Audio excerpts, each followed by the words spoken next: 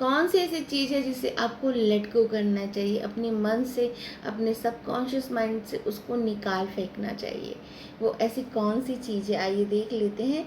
यहाँ पर हमारे पास 3 पाइल है, 1, 2 एंड 3। कोई भी आपको जो अट्रैक्ट कर रही है वो पाइल आपकी है। तो पाइल 1 जिस किसी ने भी चुना है, पाइल 1, यहाँ पे गणेशा जी का कार्ड आया। तो गणेशा जी कह रहे हैं कि मैंने आपकी सारी प्रॉब्लम का सल्यूशन ढूंढ लिया है, अब आपको चिंता नहीं करना है।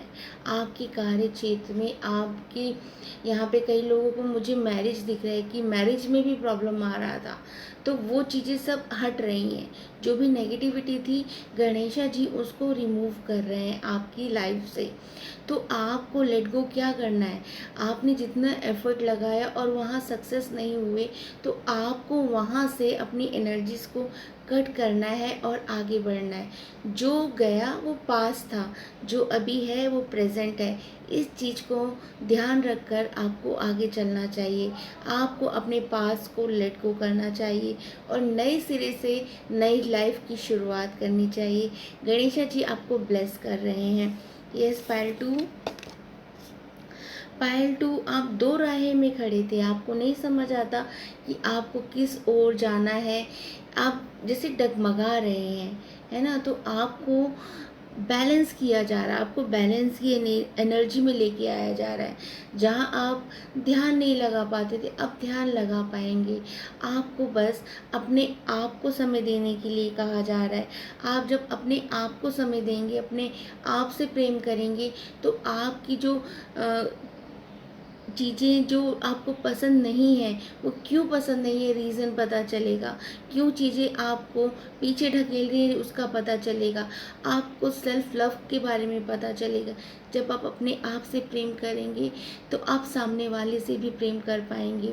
तो आपको अपने नेगेटिव थॉट्स को रिमूव करने के लिए कहा जा रहा है, लेट गो करने के लिए कहा जा रहा है। उन चीज़ों को निकाल फेंकिए जो आपको बीच में मझधार में ढकेलती हैं और आपको दो राहें दिखाती हैं, आपकी मेडिटेशन पावर को कम करती हैं। क्यों? क्योंकि आप फोकस नहीं हो पाते हैं। तो यहाँ पर ईश्वर कह रहे हैं कि आपको अपनी एकाग्रता को पकड़ना है और आगे बढ़ना है, ध्यान मुद्रा में आना है, मेडिटेशन करना है। जब आप ऐसा करेंगे तो अपने आप जो आपके अंदर नेगेटिव एनर्जी है वो लेट गो हो जाएगी, आपको पता भी नहीं चलेगा। Thank you pile 2। पाइल 3 आपके लिए। पाइल 3, बाहरी दुनिया का रूप आपने देख लिया, उससे कुछ भी हासिल नहीं हुआ आपको। आपने ऐसी चीज़ों का चुनाव किया जो आपको तकलीफ़ दे गई। आपने सबके लिए अच्छा सोचा पर अपने लिए नहीं सोचा, आपने लोगों की हेल्प करने के लिए सोचा। चकाचौंध में आप आगे बढ़ गए, लेकिन उससे क्या मिला? आपको तकलीफ़ें मिली, आपको एग्जाइटी मिली। तो ईश्वर आपको कह रहे हैं कि आपको अपने अंतरात्मा से आपका मिलन होना बहुत ज़रूरी है। योग ध्यान कीजिए, स्पिरिचुअलिटी की ओर बढ़िए, चीज़ें अपने आप ठीक हो जाएंगी। जो नेगेटिव थॉट्स आपकी बेड़ियाँ बने हुए हैं, जो आपको पता नहीं चलता कि मुझे ये चीज़ लेनी है, वो चीज़ लेनी है, आप बस ले लेते हैं। बाकी बाद में उसका क्या यूज़ है आपको खुद भी नहीं पता होता। वो लेने के बाद वो घर के एक कोने में पड़ी रहती है।